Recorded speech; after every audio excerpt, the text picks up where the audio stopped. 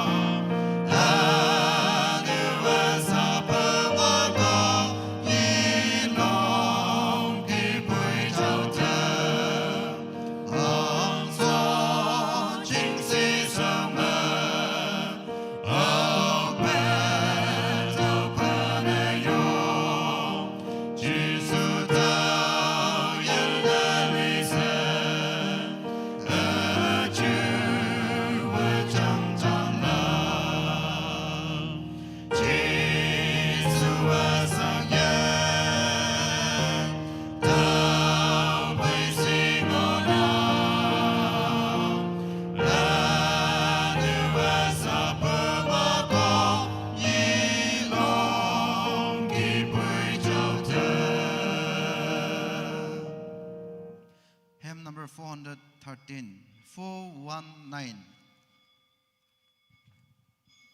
mỗi hay man mong hầm chisu aching e patau pun meng kamaton mỗi lan cham sayong yang lokha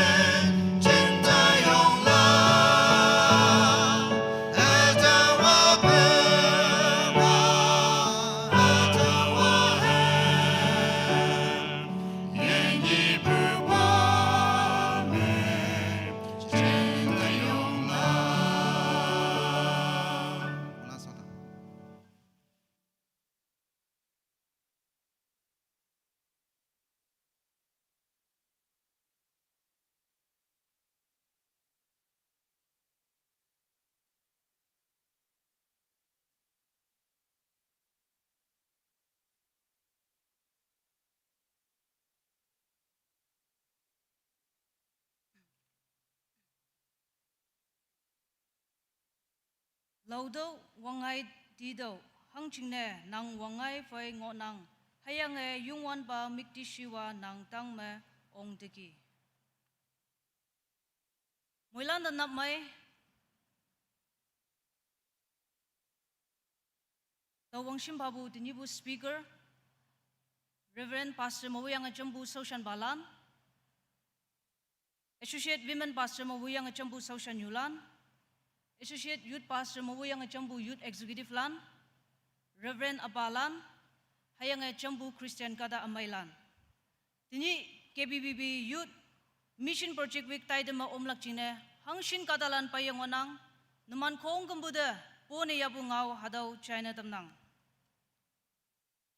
Ayang worship team landio yong minyong panang kawang miti siwa lokalay tambuchingne. Tinap tumane chonlak taidam ihawgining. Konyak Baptist Church mon kaya fanayabu KBBB Youth Mission Project Week taidam. Ni 12/7/2026 hibak 10:30 AM. Speaker Pajay Z Mankap Pastor Tuimay Baptist Church. Ngaumik Tau hadau me at sonfa Isaiah 6:8 Soching Wilak Nyanau H Tuing Prayer Secretary KBCMY 1 Achau Laija Iyang Yublak Chainau Pinman Former Finance Secretary KBCMY 2 Hemlock Lak Ngawing Amay Ben 3 Tobu Shailak Haitak Balan Chingne Yublak Pastor KBCM 4 Hatmung Me Lingbu Mission Project Report Palak Associate Pastor Youth 5 Polok Social Action Committee 6 Kunyolak Speaker 7 Tuidime Yoblak Akung Shinglak Ngaulan 1 6 to 12 July 2026 Ni Mongme KBBB Calendar Me Ngobu Ki Youth Mission Project Hatmong Taidam Ngolak 2 Hado Hatmonga Pumainok Lili Me KBBB Tang Shimlan Mission Chingne Yobe Kumbu Hai Tuiling Bu Hatmong Ne Ngolak 3 Hado Taidam Me Moilan Sangnya Ke Maidam Ya Moiman Taulak Chingne Yobe Tanha Dini Tumane Chonlak Taidam Hado Ki Ngonang Sa Taidam Wanga Taiha 1 Achau Laija Iyang Yoblak Chingne Chenau Binmanda Hibak Ebatam Nang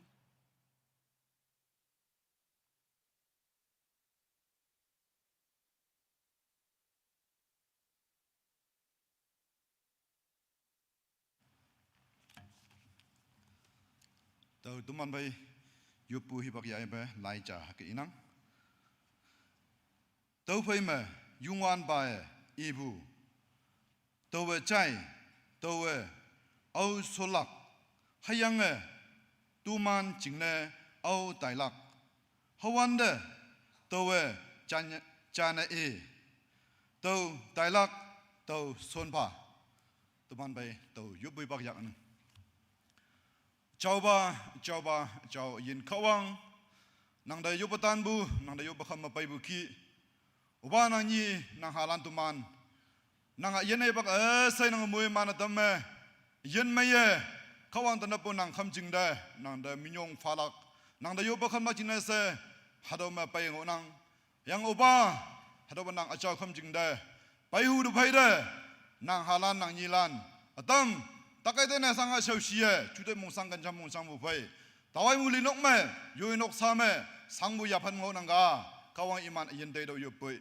Yang uba, yoi yende hipak mai na mai do yang pai de, harapan nang chao kham jing de, pai lak yedai do be, au yen au shin, nang halan, nang nilan, yoi dai bu kie, hau nyu yung jong me, so yang yen me, ke mengonang ki, kawang imanu. Ngoi kalang ni bang me to banang achao kham jing yam pai lak na jin se imano dai do yu poi yang yin kawang ti ni ke bi siam yu lan ga ye KBBB mission project min me gamba taidam yala jin se hangshin taidam tam yang abai ngonang yin kawang so jing wonyu wo yang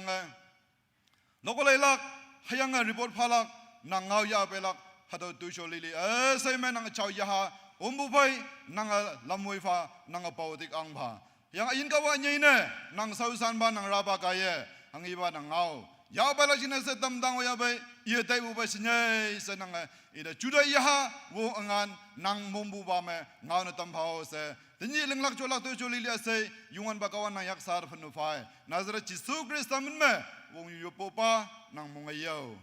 Amen.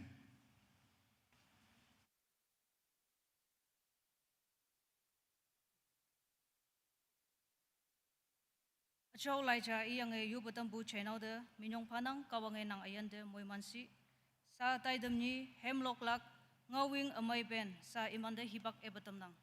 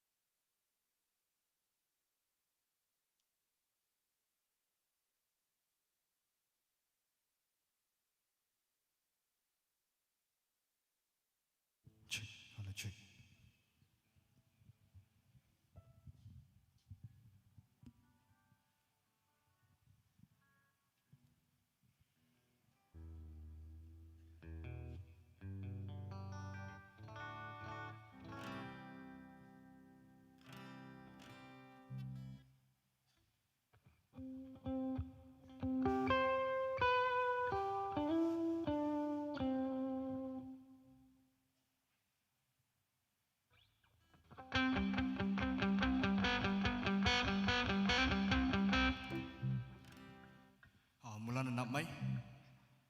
kibu ibak mai na mai tahu jine awang na kaong demi nyong fanang, temana mi buki ngawing amai aku ngonang anya, ane temana loklak hem taidula panai panang.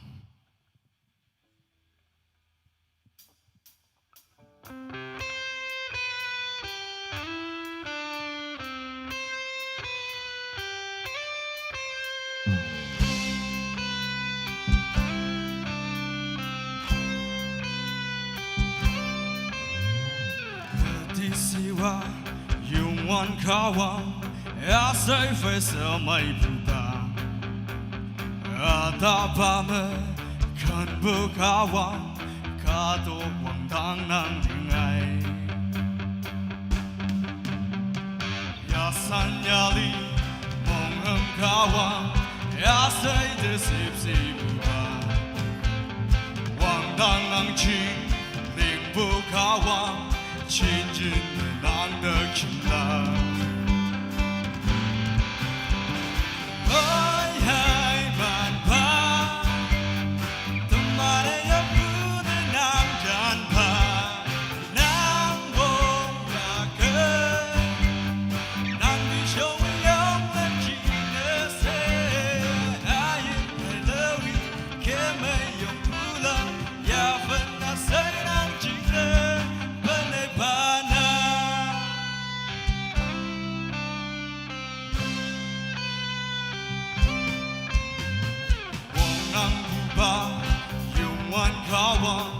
Asay phải sử dụng bù bà Quang nhạc quang ai nàng ở bao pha Thơ man mong trang nàng ya ya Với hai màn pha Thơ mà để yêu bù đa nàng chan pha Nàng vô ya cơ Nàng đi show me young and she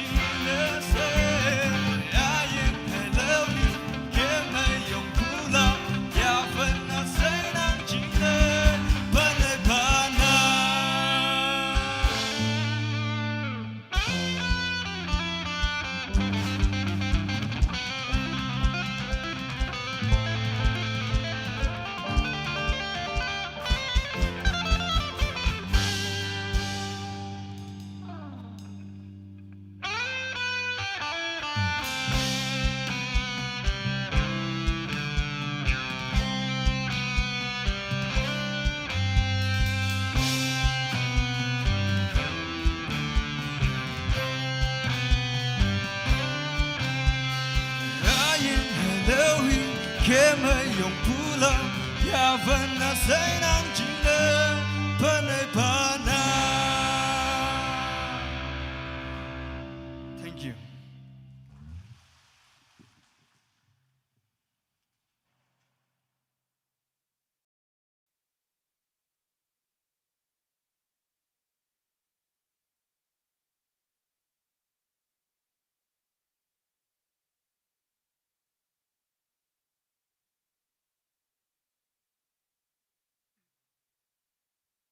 Kawang mikti siwa hembing amai lokatambu akung de minyong panang kawang naman ayan de moimansi. Taidem lim tobu shailak hai tak palan chingne yublak Pastor KBCM sa nyombada hibak ebatamnang.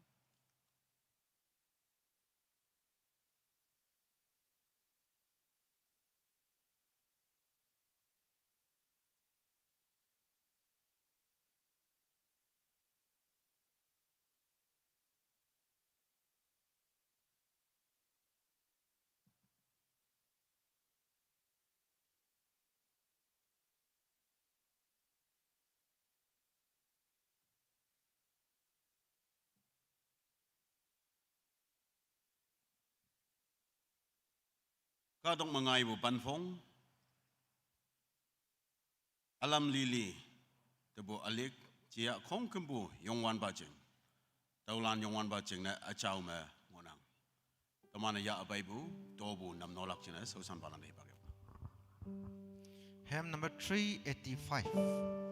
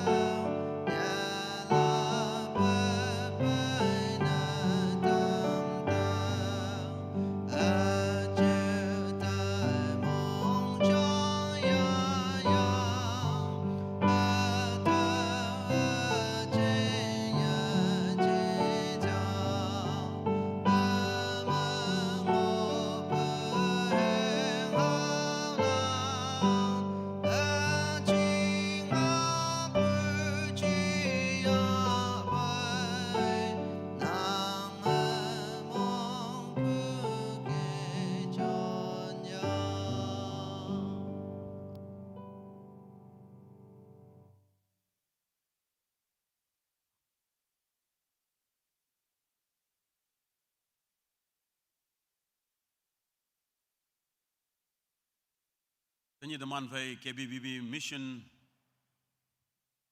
hanya na Youth Project Week Sunday by Sua,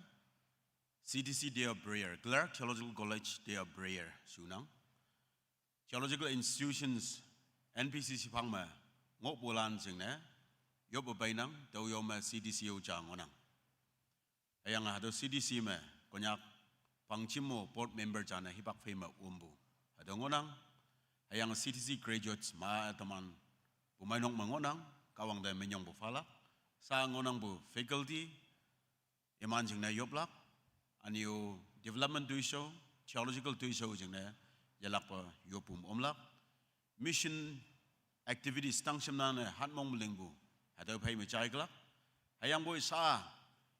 hadaw sai shipu mission project tailak ona tau jing na KBBB youth mission hang heba wangpyang lo le nga nam no bai digi ye phan ba painang hayang youth convention hi bang ma hado han mong ma nan bu she hingin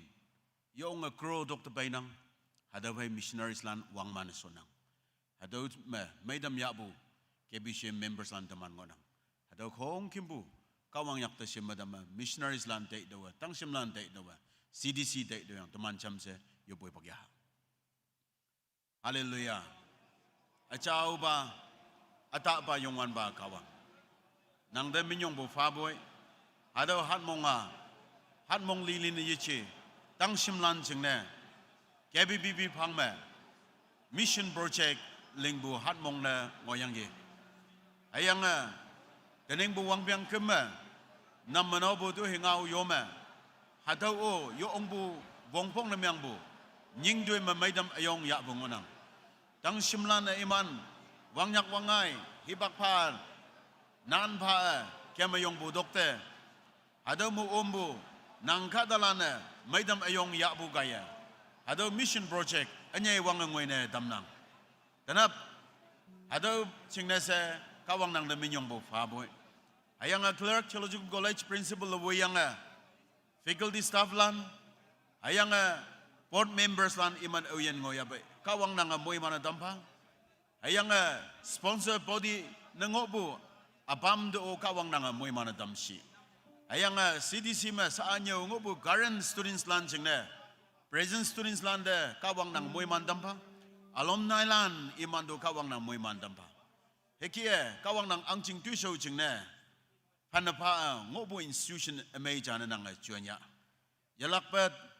mission project jingne sahayichi hayang boy wangbang bu tithes and offering panpong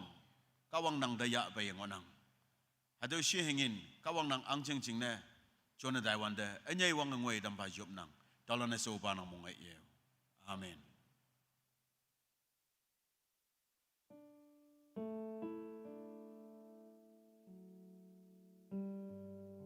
Sosan balanda kawang anyay mohiman ibak fema yob bay buki special prayer yahu bulan jing na hado hibak ebnang nanga tanap kawang bay lum ya bay prayer agenda tawa hado jing na yobu nang ge se kama mongchang ma tai idan bu hado ngamuk bay yoblak jing na yong bu oklak taw manyana bay ngopu lan hado ngamuk jing no yoblak taw da bawa mahi ima takadena mongsang mongmyang ngobu takaden bu maidam lak jing no ating lak bu fai yoblak Matthew afong tat aling pan menit talai wande Jisua i song da pai bulan esay maidam bu adawa Isaiah laima ngobu ada da ngai bunginang aboy teman jing ne myang lak sangsi teman jing ne myang lak sausi bu tamana yaha sebu sangbu ke yang ki adau ada ngai kadong ni mongo wanda pe hobu katalan mabu maidam yang ki atama mai yitam ba sili bu yana oyen ocean maidam ba se da ating lak bu pai asay maidam bungonang kenapo nanga ating lak po na miyang gamaa nang tak may lak umay no kachia wang dang kawang kachia nang siyali lak nang ating lak po na miyang gamaa nang tak may lak kaya nga nang Jisu Krista ya po na miyang gamaa nang yanyibo salvation daw lak daw jing na yan ocean hadaw Jisu Krista bay hawlak na bongbong miyang musi yan ocean ating lak po fay nang ayop po nga umagya bay lak si yoy soching masakin na miyang yung lak jing na se daw ba hibak amay nang yung buok lak kawang mohiman lak ayang Oba kawang nang yopo de jana ye. Kawang da sagi paya. Oba yanyi ba Yesu Krista nang dak maidam. Ida menyong bu fado. Mingoya. Aniu kada adam yong lak jin tongo ya. Yong bu oklak. Kawang nginang, kawang nginang, kawang nginang, kawang mong mayanang, kawang mong mayanang. Kawang mong mayanang. Yes, God bless you. God bless you. Hallelujah. Ito hibak amay dyan namin yung bufanang. Kawang tuman mong sang mong mayang kong kimbungi mo nang kaya nga ating lakpo dyan na. Tanap nang tak may lak. Nang ating lakpo fay. Amayang dyan na ba'y bujang na. Yan iba Jesu Krista nang da yan ibu ya abay damlak.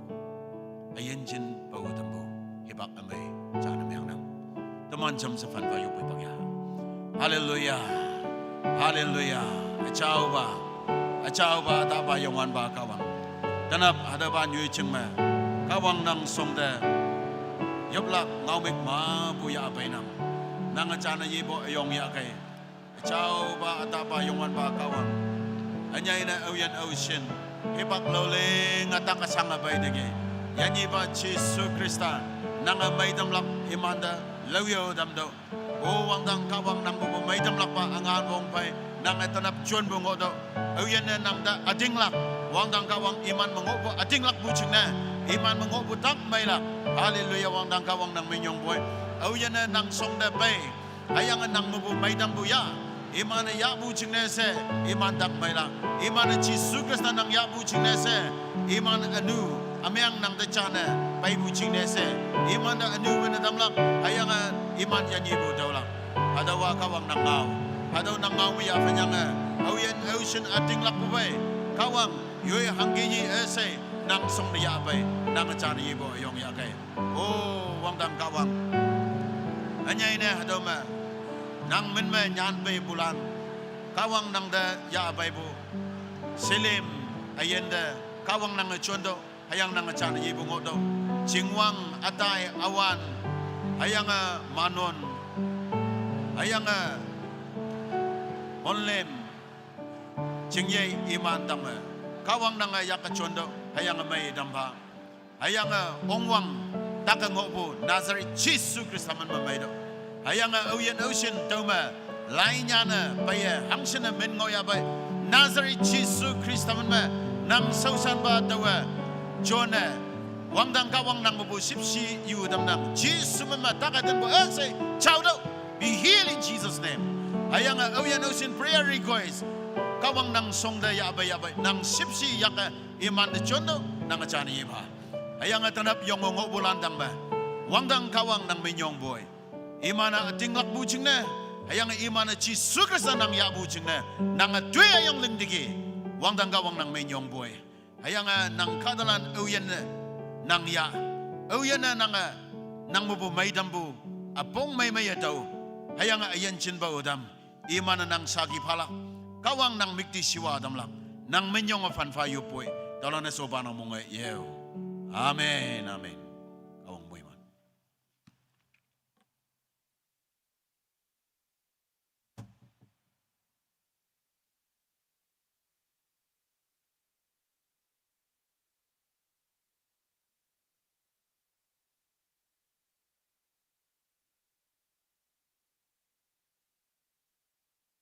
Tobu namanobu hayang takpalan chine yubatambu nyumbada minyong panang nang ayende kawang moy mansi. Sa taidam beli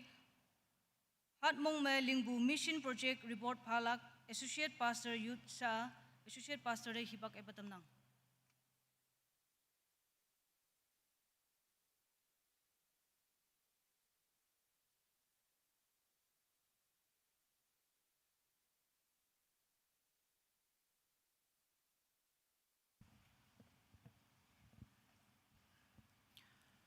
Mulanda nyi mai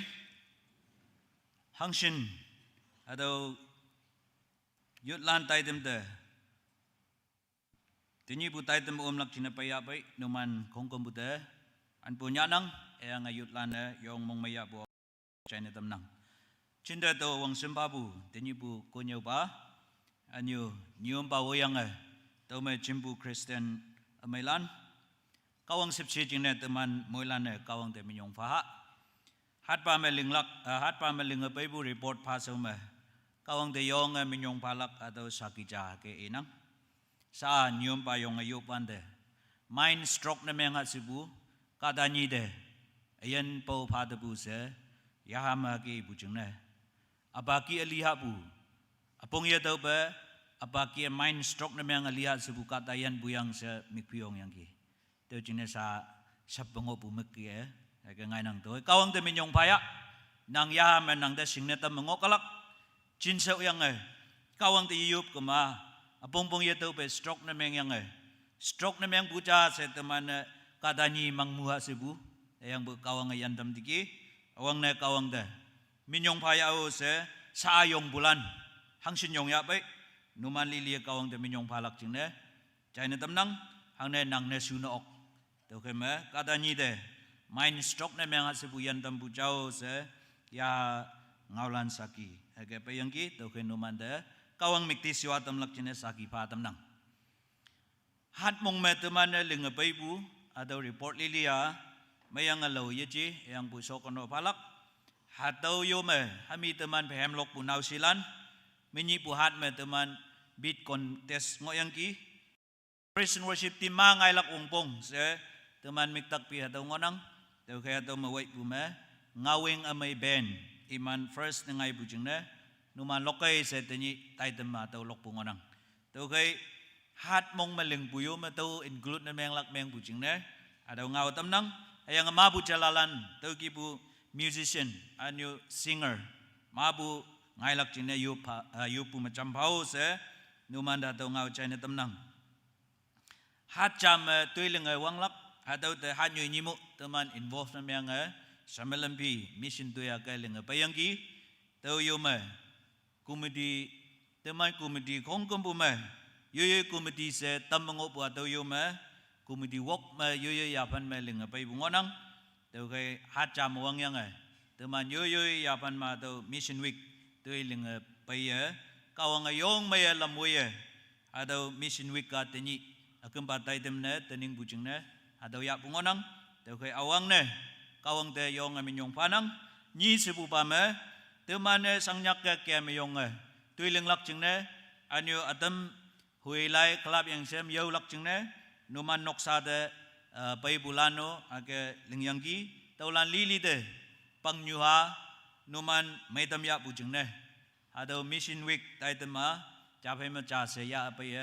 tui okatam bu jing ne numan do minyong fanang tau kaya ado komedi ling pai bu tui soa ake ling pai bu ngonang anyo ado tui ling bu sa yi chi pa hat lim ya taitem tem yang ki hat wok ya tem yang ki ake menya anu tenyi tengoi se aga hat balan sebuah KBBB youth atau kalender mengopu kia mission jing ne tu mano nan pabu anu hibak pabu yo bekembu pabu atau kongkom bua tu me KBBB youth taitem maitam ya pu jauh se KBCM youth linga pai bu atau aga China tamnang anu tu me teman saya ji numan kongkom bu yang in general teman pumai nok yang aga lenga pai bu atau tu songonang to kai taitem lili approve na meng atame nam no tam bu jing ne pumai nok to mong mai nang minyong fanang to kai ato mission project me lenga pai wan de sa tengoi pu me teman lenga pai wan de pai bu atau singai ngena approximately atau inang exact amount ni ji ayang bui teman lenga pai bu atau me roughly calculate na meng wan de 2,10,000 tau kia ngonang tau kai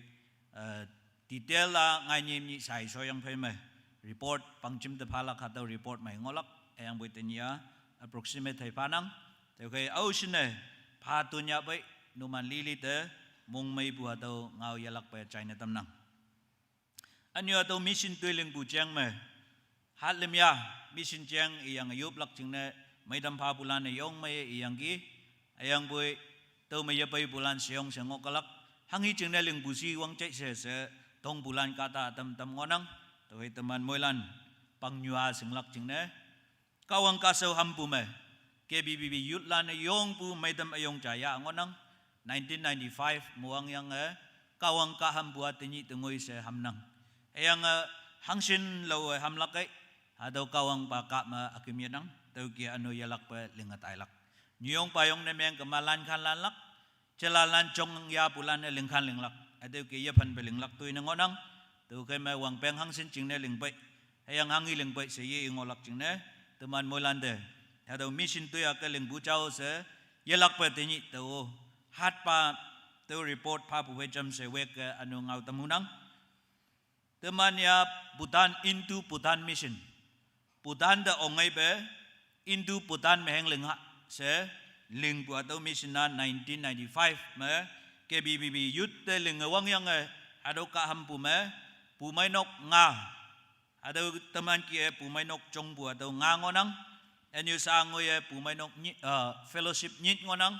taulan hibak ngoi khan ngoi kama wang peng phai cham cham se imano pumai nok na aflet na meng tailak tau khai me pumai nok nga fellowship nyit atau KBBB youth teman tambu atau mission ka ngonang yang atau me lingbu staff lan kong kombua Bethel English School me 17 staff ngonang taulan pe teman fanang yang atau tokte school semelembi management atau namanonang anyo atau mission film me staff film me tuiling palan atau lan pan mga ngonang say kama 30 atau Indo Bhutan mabu teman tam angnang iman ching salary kong buat teman youth ministry kaya konyak pangchim youth ministry kaya panang anyo atau saya ji home mission linglak si bu me atau mission center me chokai ngabalan chokai mokbalan ngolak ching ne atau nyui cha lingyang ngonang atau namno bua konyak pangchim youth department kaya namno bu ngonang atau me sinling pan mga ching iman ngolak atau rom ling yang nok ling yang atau me sangoy tinyi tengoi se kadapan mga atau ki presently ka ngonang taulan te namanoyang anu staff lan ngonang anyo to me medical staff lan ngonang atau lan kong komputer namno bua KBBB youth ministry kaya namno painang anyo tau tok de konyak pang chimlak convention chimlak ado hall yanang pengo puching ne KBBB youth department kaya tikap na meng yang 1 crore tau sangchin ado ching budget me teman convention hall wilak ching ne mission center me tau ma teman songkolong lay kama katok sau bungilak ado sa sau jang sau bu katok sau bu nok chinga teman KBBB youth convention hall wilak atau nok ching jangonang sa ngoye namno painang ayang atau lingkan lingatay nang to kay atau youth department sa wongpong ching ni ji ayang bu konyak pangchim wongpong ching no menglak ayang bu tikap na meng bua teman KBBB youth lan kaya tikap na meng bu mission ayong jangonang to kay atau mission ayong ay kay ling bu ma teman mission week to ma pay bu singay ngen lili kong kembua kan nam nonang to kay ning nay yatay lak ching ne konyak tang simlan mission ka sau ching ne tinyi sa ajibe yalak payu pu macam pau sa to pangnya ada clear sing lak ching ne se ado ngawlan pa tam nang report halan sa yong kapwan de wong pong cha yutlan wong pong ke iunang teman 24 to 26 July li keng me vacation ni bang teman youth revival ngonang ngai ni bu hat pa to phema bu champa hat pa me teman revival week revival taitem ngolak to kay yui hanaulan yui nok mo bu chalalan de lo yang op moi lan yong to o tai to o se ado revival mo lak ching ne numan sau dan ngaulan ong ni o chapa bu yang bu reminder kia to panang anyu vacation me to miningo si bu hayem lan dio tening hako to revival me lak ching ne yi kai se hayem lan kong komputer ngau pha kai katong new leadership chele chon pu me to akim ne ngonang to kai to chelalan kong komputer kawang men me mui man pha to unang to kai me ching tai te mo ji ayang bu kawang sing bu tai tem yang se to ka teni pu revival ma ka tai nang pu mai nok ke tening bu revival nang chanam chano kai konyo kai si bu chung ne mong mai se accept ne meng ngonang tu man yong yup yang Katalan te tong alay ma bu Katalan te tong yang ki ayang bui kawang tay tem ne sudo bu ma se ade nam nolak chung ne nying yang ngonang tu kai speaker ne tong ngolak ayang bui ading ba konyo pa niya Jisu Krista menglak tu asaki ne meng yang ya tening konyak jalalan kongkom bute moiman pha ta unang te oh you fail ni yam yang pe ching mai lam leng ai tening bu KPCM youth revival me bu mai lak yang se yo ya yo naw lan de alo kan de ye tai pe vacation ni baka cha chang cha yo win be yup nok ma chim kayo se no man li li de yo ya yo naw lan de ngau lak ching ne yo pa to bu phai atau ngau pha tam nang kawang KPCM youth ministry anu bu mai nok moiman atam pa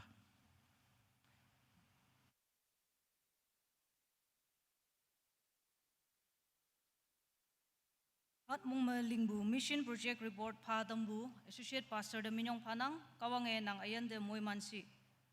sa tay dem nga poloklak social action committee ngonang sa imande hipak epatam nang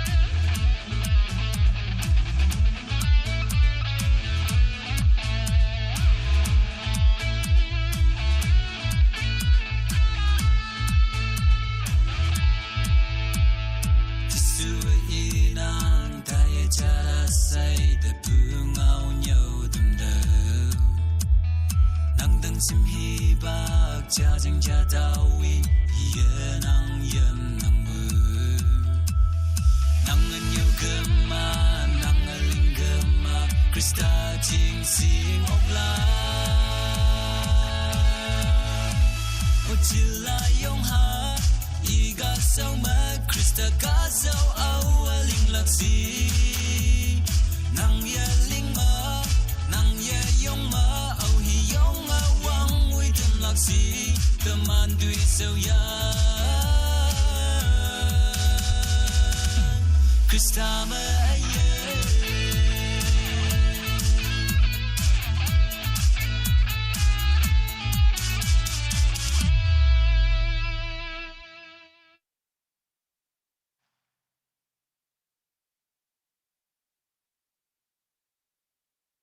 Polo kodambu akungde minyong panang kawange naman ayende moy mansi. Sa tay damwok ngonang hadaw show me nyumba kaya hipak yu ngonang ida hipak ebatam nang.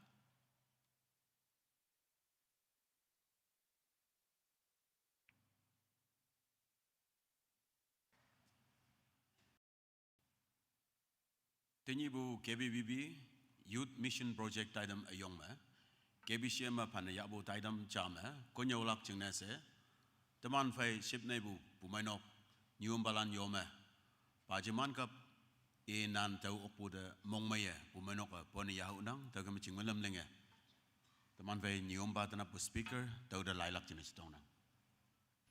Teman fai bajai mankap iya. Chafu Christian College ma PA Soyang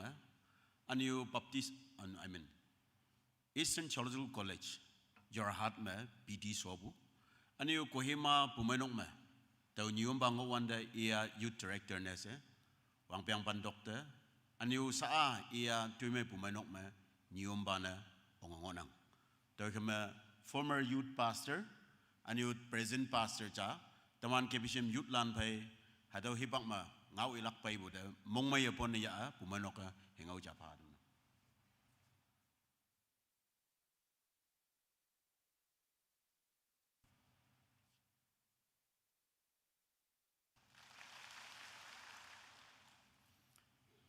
Isa yici e pai cham se enok nyong rose pai ngonang anio tikonba tume pumanong pai ngonang da kami numi yong pu sot pu sot chim cham yong lak jenis tong nang akung desi hawa imni numi bai bu mong mai ya nang anio kari yipau bai ngo pu ki bai ngo ya bai mong mai pon ya bu tau china nam nang imni da yang pai bulan iman da pumanok office ma acknowledge me adam lak mong mai pon ya bu tau china dam nang thank you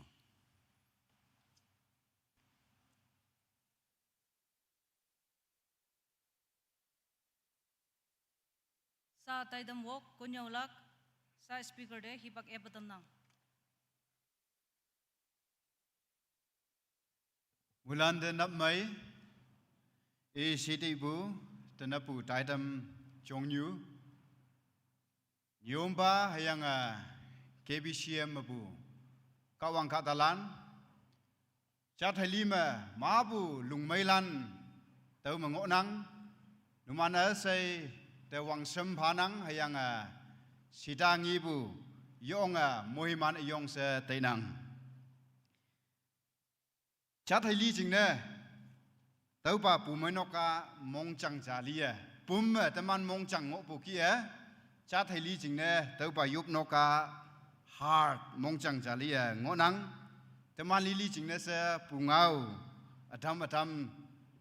ngonang KBCM tau active member chane yingo shu hostel ma lainyo tau kia chongyang ki hayang alang ba building tani bu tau manvi show ma building alang ba yup nok ma tau time to time hostel ma pu pai yang ki tau tai tau bua way back 1999 pangpa ma healing crusade chango yang ki yang awang paya helepat meya ok pujingna tau yup nok meya pu ma pu ka talan pa yang kawang hau chaya pu hadau hipak phima tai tau nang ane cham tau phima class 10 ma taman ngo wanda tani pu taman Sacred Heart School epu Sir Daniel ia konjong school de teacher alana pai hayang techa colony ma hostel alacha ep yang temana allow hostel mengopu if he is present here this morning tau mo om ngo ya kalak se mong ham matai nang iya sembalan teman deh amila ka hostel to nutun ase konyak manuhan ke olop chani bole tv hem cha i hostel min ma lok tampa se ibu jing ne sembalan teman hangi hem lok pai to pi da ki yang bo to ki hem lok pu tai to nang ma pu i hostel ma pai ya yang i school ma pu teman katalan nyau bungi wanda yong mong mai te nang few memories KBCM pai bu om bu tai tam memory adam ngonang tanap tau pa kawang tau pa yop nong ma kawang ngau ya pai lak jing ne opportunity amai tau bu se te nang hayang kawang de hayang KBCM pu menok numan sai de minyong phanang toi mai pu menok ma bu kawang ya yang salam Christian Catalan sai de China tam nang yang mong mai bu minyong pha bu yalak pai hu bua len de bu let ma tôi mấy phụ menok father school tại đầm ya hu tại hipak lâu lưng yo patan bu nhiều ba tụi mi chăm se có hima mà sâu san ngô wan đó ampu kan mà ministry ngô ya boy cha ministry đó tại chăm lắc hay yang anh ấy na men's ministry vong nang linh lắc chừng na yo patan hao se đâu kia ngao tan bu e nan yu tong wan de KBCM phụ menok ya khai ba e nan hay yang sâu san balan hi bak pha bu de yo ong mong mai te nang tui mai pu mai nong pu pa yong lan ma bu ka wang ngao ma mo hi man bu ha dau China tam nang mong mai bu ka wang ngao de tai so ma de yup khaning a chau ba wang dang ayen ka wang a chau nyui ma ka wang ka ta lan phai tenap hi bak aten ja ya yang nang ngao ilak jing da tau yong ngo nang nang achau ya ha apai om pha hayang lam voi bung opha ngau kek chan hoi temana singa ya hu pu mong chang phai tau pa kham ching ma teman sot na tam pa to nyai pu lawang pu mong chang teman bu ya ta ya kawang nang ngau singa ya lak ching ne nang achau ya ha teman da lam voi bung opha se chi sumen me yop nang taulan a sai upa nang mong a yo tana pu ngau ma ka tau hatau ma ada son pa Isaiah phong bok aleng tat ma pu hatau ngonang tau hatau jingna tumlak tai ngawa tinok apa hai anyu ni pai hai yang tinok siko pai hatau ngau ngo yang ki tau kia ngau ngo wanda tinok apa ai tumia time to time tumia yoi kan ma cham sa hipak chama ngau mực cha mà ngau lak có nhiều lak su bua yonga muhiman yango tàu hay nang hang katem hatu ate ipa tàu atem bu tàu nang de ipa ning se apa tumia hatu kia tai ngau ngo yang ki tinok apa de jingphwa seminang nya sakata hayang education department ma teacher na retirement yang ki 2016 ma apu den nokse semin bu hayang iman hipak ma englang sangpan bu hipak ma naw mai cha na chong yang ngoya poi nya sa ching so ma thoram yalak kawang punga o mai yalak se yong bu nok salan yo ma tinok chang onang apa second batch ma yang gi baptism ya bu ma apu hai apa yong anye iman tinok nok sam buka tanga first batch nya saka talan baptism ma ya yang ki tinok apa ni su bu ba khung ma ya yang ki hayanga pongkung ma lai nyo ngo wan de KBCM ma crusade ayong ya lak se hadau ngaulan iya hayanga hadau taidam ma decision ya lak tawan de decision chi bu iman ibwa decision ya lak tau kai hadau KBCM ma hadau decision taidam ayong jaya lak jingna hakko ong lak se pungkung malai nyo ngo yang student na ngo wanda iman ong yang hadau kia kawang ngau jaya yang chong bai se hadau yang gi apa apu phai cham se baptism first batch kung ma oma government teacher na retire na meng ya boy tani katok akan ma I kunyo wa kempu hayang iya ta angau yang wang pu menok atam ngonang hayang hayam lan teman de time to time hatau pu menok tai tau ya เสนาหาวันตมุตมันได้แหงไปบุฮิบักเพมาเตยเต้านังเต้าเคียก็วังสิงบุนกชาจามาเต้าจงยังเกให้ยัง2004 college ไต้หวันเด้ก็วังยันยีบาเสเต้าจริงจะปูยายังกี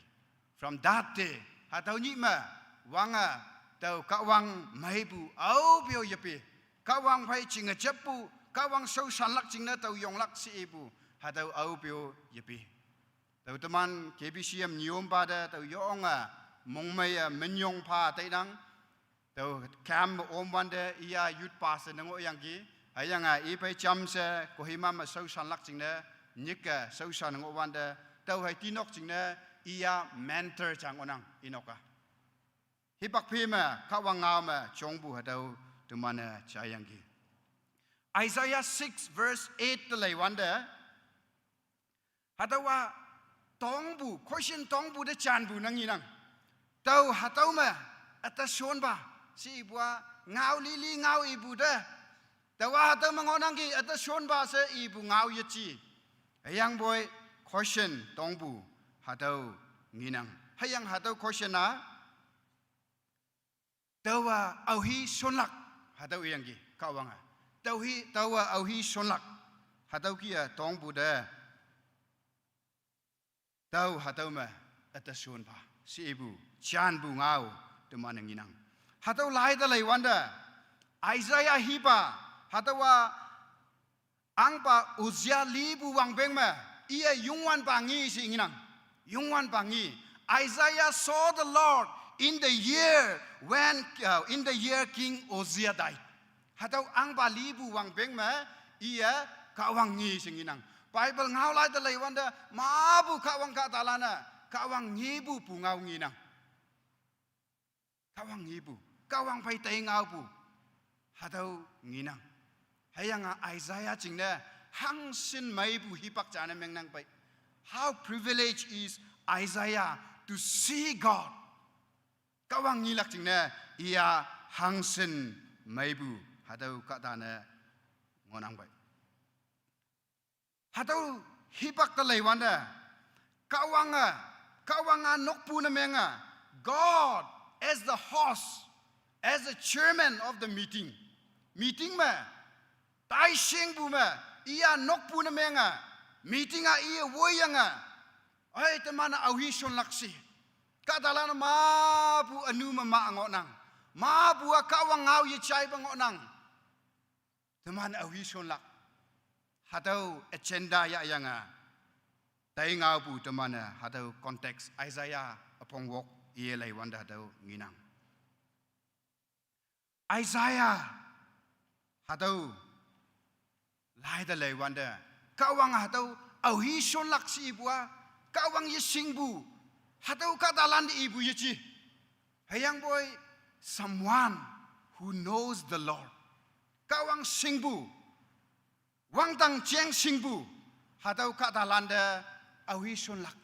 กะตาลันมาบูมางอนังโยเอาฮิชนลักษีหาเต้าเดเอาฮิไตลักษีตุมันหังเกอีฮะกะวังยองไม่สิงบู ministry ยองไม่สิงบู vision จำเสงอปูหาเต้าลันเดกะวังหาเต้าอียังเกเต้าเดไอซายาจานบัวเต้าหาเต้ามาอัตชนบ่า Here I am send me เสหาเต้ากี้อีบูตมันงีนังทีนี้กะวัง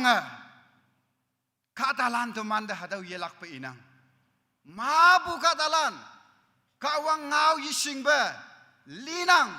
กะวังงาวยิสิงเบมานังเต้าใครหาเต้าเดเอาฮีไตลักเอาฮีชนลัก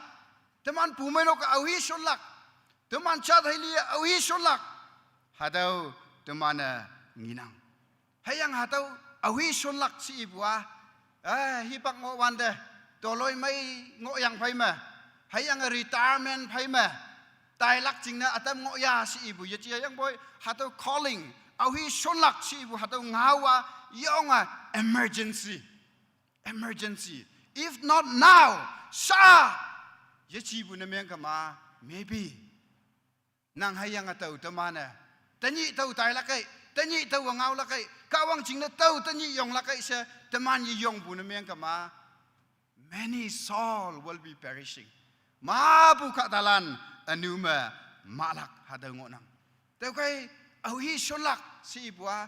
emergency หาเดาญิกปูให้ยังหาเดาเงาปูหาเดา agenda อยงจานะงอนังไอซายาฮิบักมาเงาปู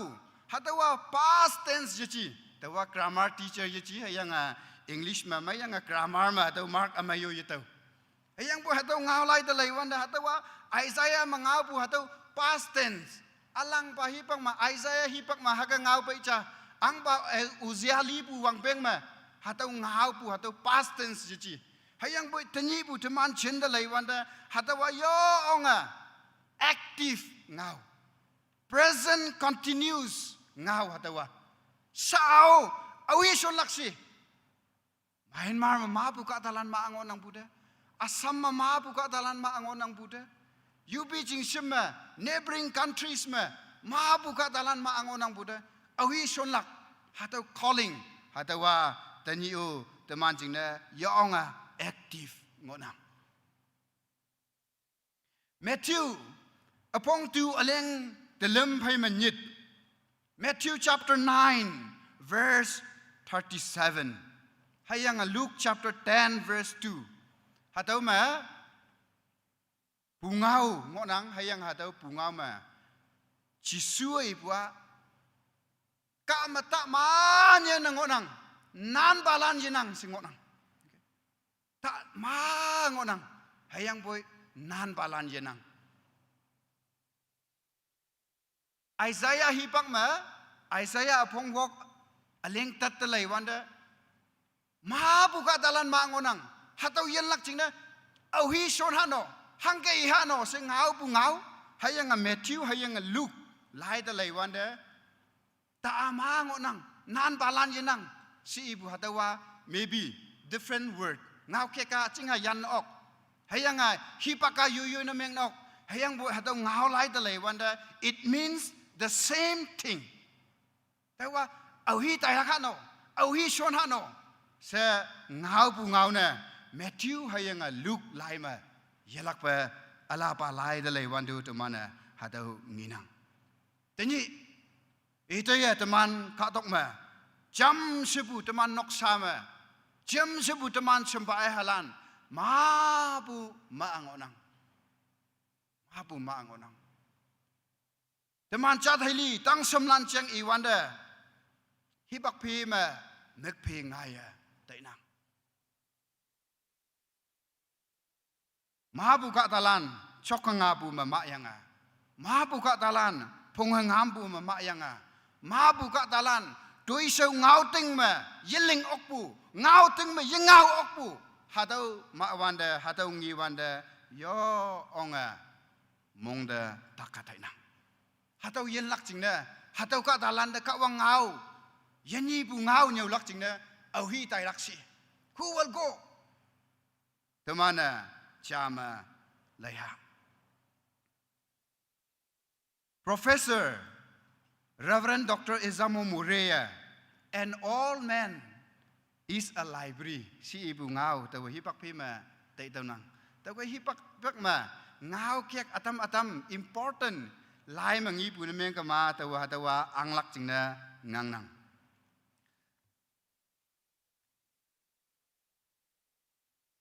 Nagaland Missionary Movement Mission Department NBCC phabu lai hadaw ngonang hayang hadaw ma Reverend Lipok NMM Secretary ngau pu ngau taning NBCC de twin sang ma chem wanda hadaw ongyangki hayang hadaw wanda I hadaw lai phayangki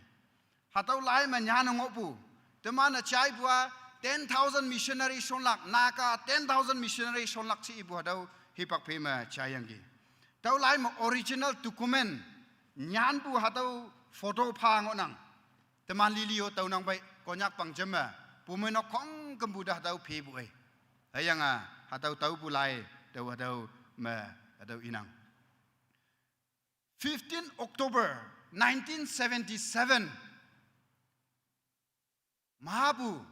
tau ma tenap teman ciembu mahabu katalan man pu ngonang bai ลุงไม่ลานผู้ผู้ให้ยังไงย่องมาหาตัวมา active ไต่เชียงลักจริงนะอมบาลานลุงไม่ลานอาตมงกลัก 1977 15 October Fitzgerald มาจำวันเด 10,000 volunteers Great Commission มาไม่ต้องยังไงสลักเสียหาตัวกี้ญาณงอนังให้ยังไง page เอปไลวันเดหาตัวมา present active NMM มาชวนปูมา active field มางอปู Naga missionaries lana 148 missionaries active sa mission field mangopu hataw kia nya na ngonang thauma KBB shon bua 19 ngonang 19 pumenok khatalan atsinga hataw tae lailak hayang hataw tae lailaka yong bu ngau nyu sa hataw kia tae nang NNM secretary ngaiwang Fitzgerald 15 October 2027 ma 50 years ngoi bu jing na tau ma chimlak hayang hatau tai ngau lak sa hatau ki ibue 10,000 ka wang ngau nyau lak jing na ka tong yu de 10,000 son lak si ibu ma bu tamano maidam ya angonang ma bu ka talan taman cha thali maidam ya angonang hayanga awi son lak si bua tani o yo onga relevant hayanga yo onga active speech jang nang sa hatau tainang hama hatau da awi chan lak hatau Fitzgerald conference ma sign na meng bulan na son lak chiang hai ilak haya hayang hatau conference ma om balan na man son ya sa tailak haya hayang iman nok phong pu hu hay man yong ya sa tailak haya ating lak palan Christian ka dalan temana hangke chama temana tailaya mabu teman mission de yetai ok pu jingna ok pu sina temana hatau mission lingnang tang samlan phai ngo wanda hayanga youth convention de chem wanda teman youth convention na cham loya competition to pa lam temana chambuchia rather spiritual activity taitam chali je chi ba se discussion atamamu ngoyangi youth pasalan convention ma hau wanda cha pai mai salam ya angau lak hi pa ko yeto vai lak hatau son lak ngonang ki cha pa ilak ngonang ki se teman hatau hinghau yeto ka ma youth pasalano ma bu mong meng bungo boy convention ma temana spiritual ya heng bu pa ma ye chi ka tong nyu ma hinghau jing na vai yang tuiling sau san bu na chia sio yonga aning da te wa hatau caution ta ya ngoyang ki mission linglak jing na ya heng bu pai ka wang apong tau bu pai teman yonglak wong bong se hatau tainang tau hatau ma ata son ba si ibua Isaiah ka wang au hi tai lak si ibu da chan bu response pa bu ngau hatau na temana nginang hatau lai da lai wanda tau hatau ma ata son ba si ibu hatau ngau lai da lai tai wanda 3 things I want to share this morning now point lem tawa taman pai ngahunang number chama tau hatau ma ata son ba si ibua kawang nan lai na tai lak ibu ngonang kawang nan lai na representing God we are going to speak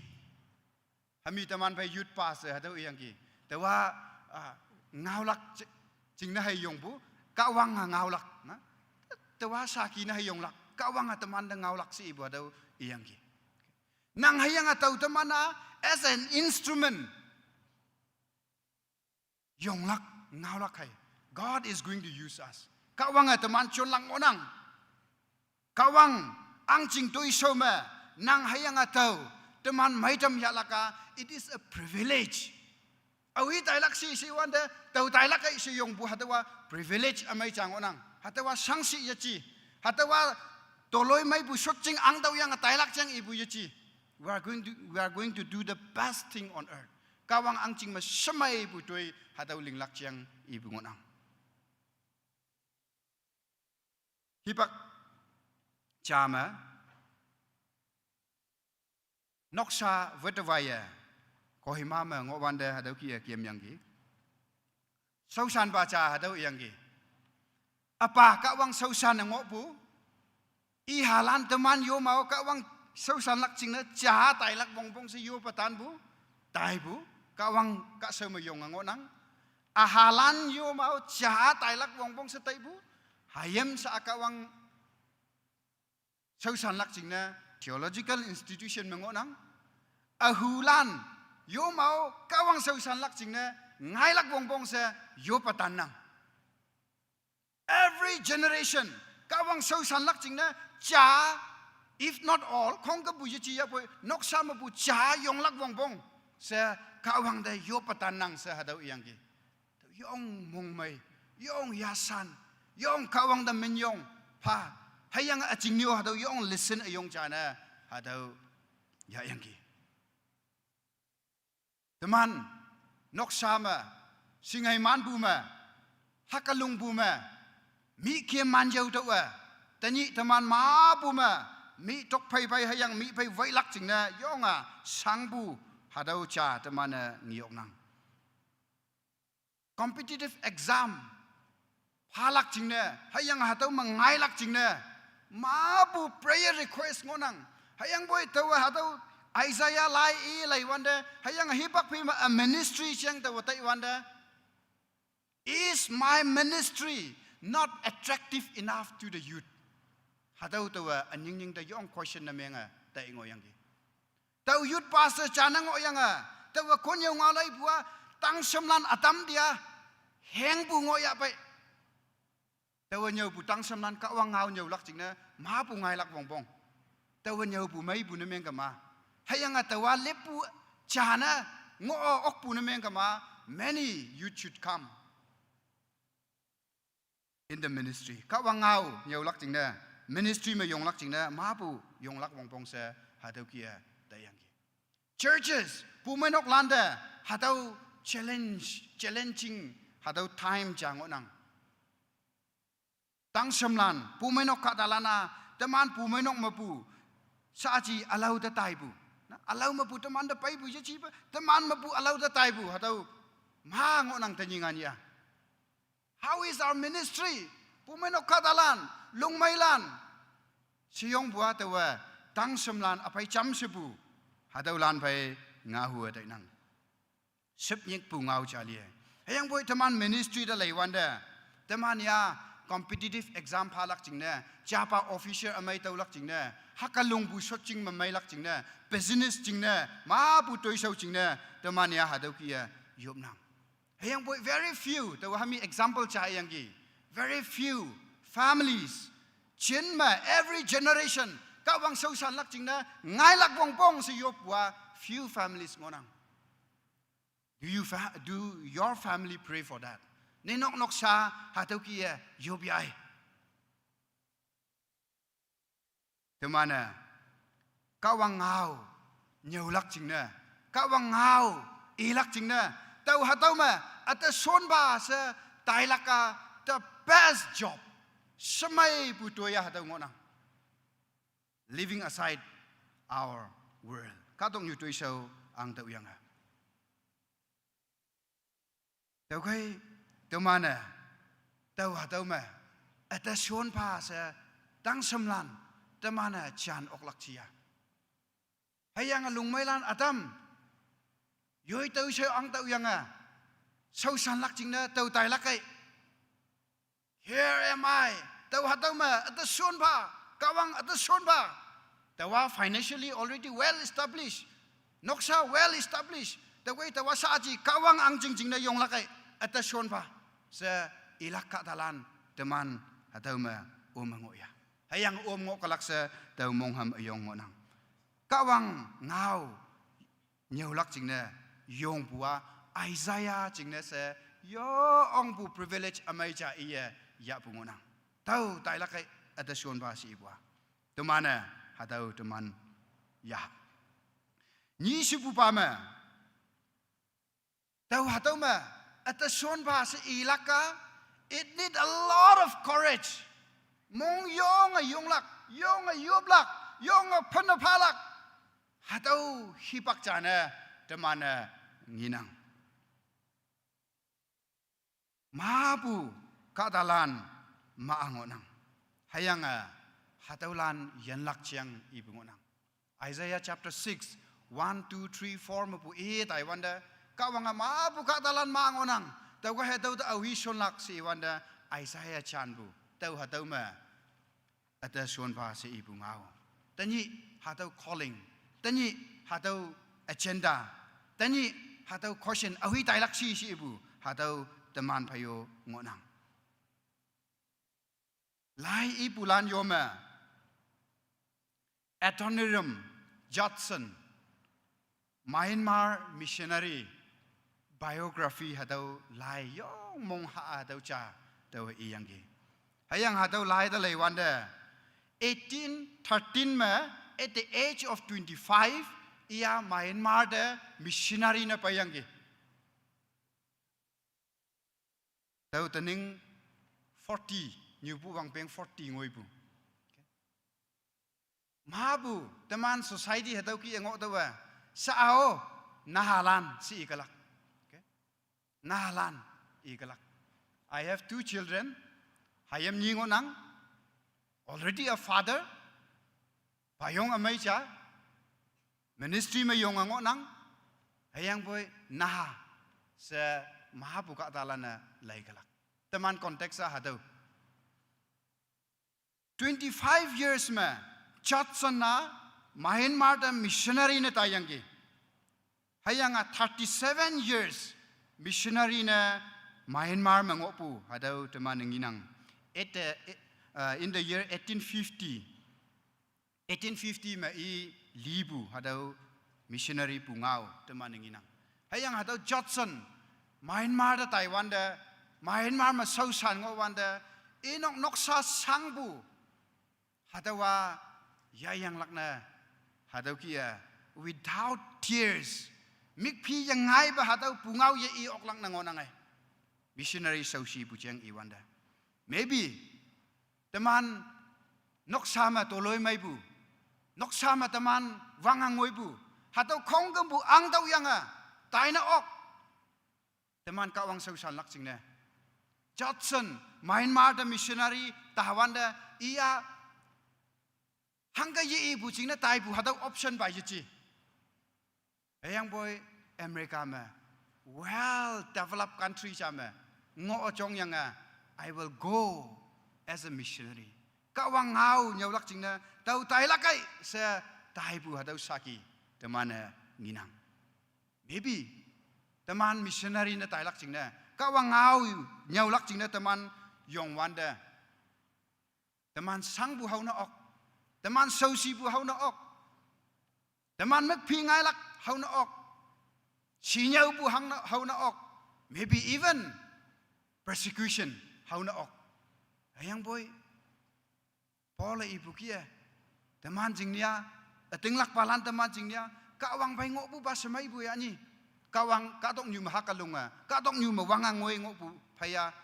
kawang pungau amai ngau yanga yong bu ba dau semai bungonang it may take so many things away from us teman mampu mapu ya tai na ok hayang boy kawang ngau yong lak ngau lak jingna tau hatau ma ata sonba se ilaka it need a courage hatau mongyong bu panapa bu commitment hatau wongbong na mengbu temana nginang Judson pungau ta lei wanda ka ta cha mong lap lak jingna wang beng nyet ya yang ki 7 years to have one convert as a believer ita shin sang buyang hayang boy he sacrificed his life temana yen panapa lak hatau hipako ngai kalak hayang boy tau hatau ma ata sonpa sa kawang song da paibu hadawa it's going to be a big achievement in our life แต่มันอายันจริงเนี่ยหาเดายองปูตุยอยู่ยงชานะแมงนัง and the best thing ใช่ไหมปูบางงนังเริ่มชิปูบามาเต้าไล่ตะไลวันเดเต้าหาเต้ามาอัตส่วนพาเสอีปูงาวะข้าวังแต่มันชนหลักงนัง God is going to use us มอซาตะไลวันเดไว้ใจอพงปลีมาข้าวังไปมอซางาวปูงีนังมอซาข้าวังแต่หาเต้ายังกีโอ้ยข้าวังแต่ว่างาวยามันปะ I have a stammering tongue แต่ว่าเงาอีลักยองเงินปูเงาอีลักจริงนะแต่ว่ายอกปูแต่ว่าจัดอยู่หังกะวยลักอิสราเอลหังกะวยลักให้ยังไงฟาเราไปแต่หังกะเงาลัก no not me แต่ว่ายอกลักมอซาหาเดากะวังได้ยังกีให้ยังบ่อยกะวังมอซาชวนบุยังงูให้ยังหาเดาสักิยาไว้ได้พงปลีมงนังExodus chapter 4 yang mai hatau nya nang onang God used Moses to speak with Pharaoh and also to lead the people of Israel. God is going to use us. Kawang teman chon lak ngonang. Mong suya ta taiha, nyam ta taiha, God is going to use you. Kawang nang chon lak ngonang. Ni sibu ba ma, kawang ngawlai ta lai wanda. 1 Samuel chapter 17. Awang pa Samuel apong panmanit talay wanda David niyoma a small shepherd boy nginang hayang katong niyoma now may ata pa kolayat tuyang gi iya David ta professional hadaw now may yo yichi war train yichi iya long hayla haga chonlak we hok ta haka yong lak hatau training ya bu hatau kata yechi iya just a small shepherd boy ni halan yom yang iya ha yang I chailan ha yang pha hatau kia nok sama song suan bu hatau chai lak jing da hai ngo pu na ha cha ayang boy God used David to kill Goliath and save Israel ka dalan yan lak jing na David na ha kawang chon yang gi hayang David ta hadaw yang gi apai kawang nang Goliath ipung apai kawang nang God is with me naha na meng na ok sikon na meng na ok nyuyong na meng na ok payong na vu ta yang so si bu sang bu ya phan na ngo na ok maybe you and I we don't have anything teman mahango yang ngo na ok ngao yaman bu ka ta na ngo na ok hayang boy kawang teman chon lak ngo nang Tau kai nyam mata tai ha awi shon lak si manukan chawle TV teman chat ma tau ngo nangai awang na amin ta nyan alau lan heng nyan tau si ibu hatau ngo nangai shot ching mau first bench ma hatau ma shot kai si ya poi hatau ma alau lan man shot ja tawa second bench ma third bench ma shot kaning si ibu hatau ngo nangai hatau nyoy ngo awang lampai alau lan man taya tawa heng ta man si ibu ne meng kama no we are not partnering in the God's ministry. Kawang angjing tu isoma, may tam ya lak jing na teman yong bu na ngay nam. Tau kai Isaiah yong bu kia, tawa hatau ma at shon ba sa ilak na teman ngolak na ngay nam. Lem si bu ma kawang ngawlai talay wanda Matthew pong peli aleng pan Matthew talay wanda. Kawang nya om balan chon yang gi. Jesus Yeshua nya om balan chon yang gi. Alau maango bolan yen lak jing ne sing hai man balan de ka wang ngau nyau lak jing ne nya om balan yen yang gi hado nya om balan chon yang gi nya om balan hoi ka wang a chon bu ne meng ka ma tani officer na ngo pu nanga ka wang hang na yo chon lak ham ba nau mai na nang ngo pu sing hai man ba na nang ngo pu nok sa ma pum tang ta smai pu pa na nang ngo pu ka wang nang hayang atau teman hang na yu chon lak God is going to use us kawang teman chon lak ngonang tau kai teman yong lak hipak ngonang awi chon lak si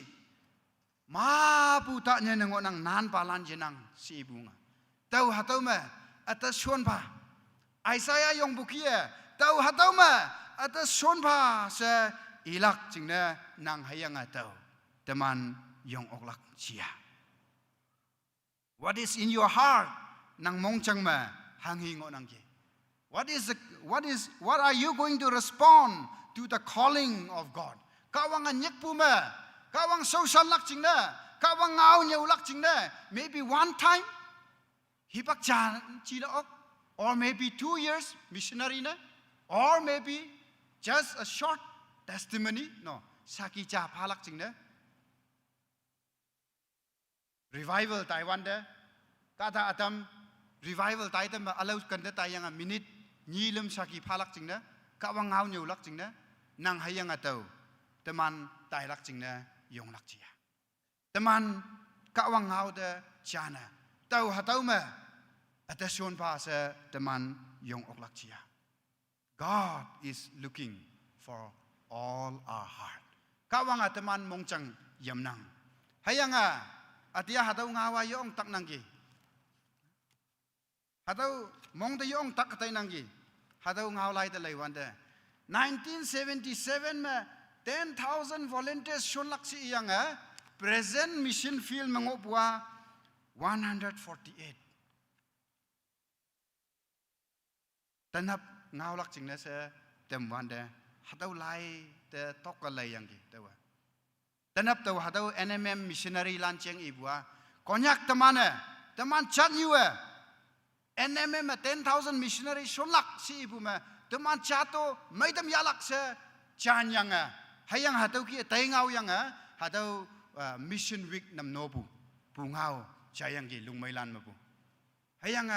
tang samlana missionary filia yang missionary shonbu Reverend Machin shonbu hataw pungao chayang gi. It pierces my heart among chang de yong ngo tepu ki hataw ki tak nangge Christian ka dalan tanap taw machambu pumenok ka dalan kawanga ma ngo palan jen lak chingna teman yamnang. What are you going to respond nang hang hi chan laksi Isaiah chan bukia taw hataw ma atasion pa sa nang hayang ataw temana chan ok laksia hayang haka chan ha sa maybe full time missionary na yichi na ok hayang boy nang hayang ataw teman UP chingna teman noksha chingna kawang ngau shon tamba kawang ngau pong tamba maango palan yenyi tamba na nang hayang ataw teman yong lak na ngonang kawang ngau kaya teman saida moy man pa. Thank you.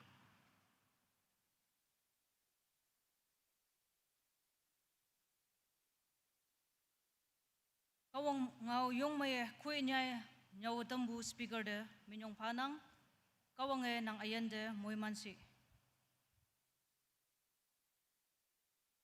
Sa tuy di ma yubay yanlak akung hadagi ngonang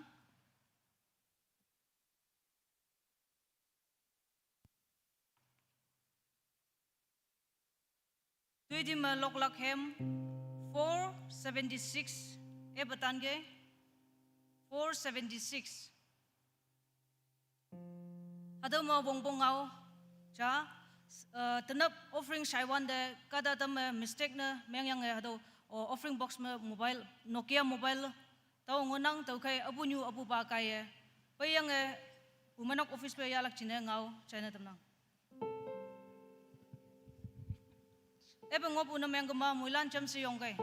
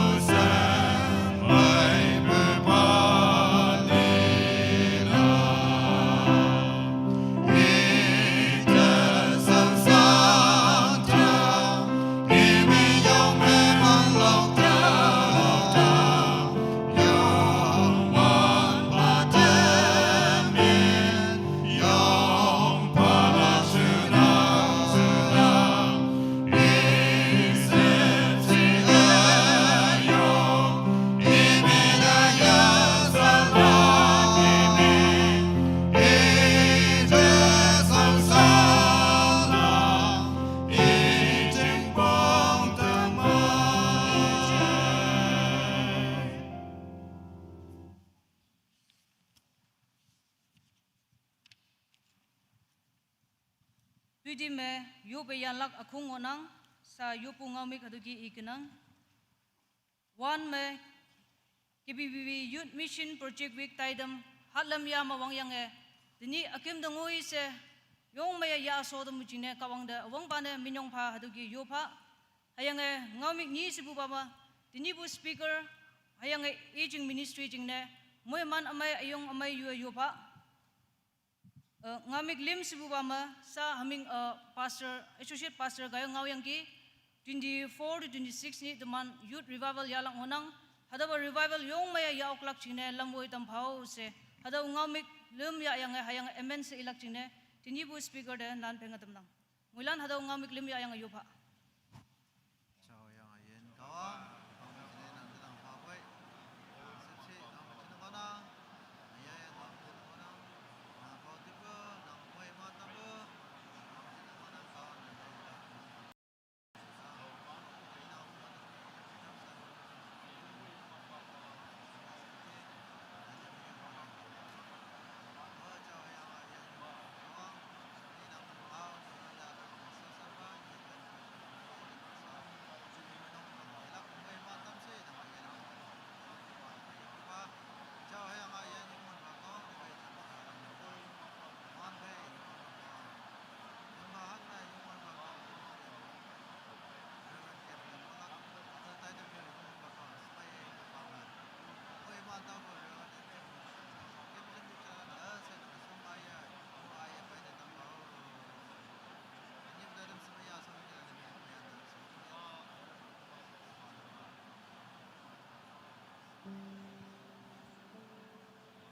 Ciao ba ada ba wang dang ayen kawang yenyi bungau teman de nyau lei tama kawang ang jing jiang singa ating lak balan cembu nyoi ma teman pai ok tegi haleluya teman nang taminyong panang temana yenyi bu tau yang we are saved teman kawang nyi sa kadong yu danang yu wanda wang tang ang jing da ong lak semong ham ayong chin da ang nang hayang boy kadong yu ma tani o yenyi bu bungau amai Jisu Krista nang chiang man chai bu ma bu katalan ngonang hayang ma bu katalan ma ngonang hatau katalan tang da bungau amai nyeulak katalan ma bu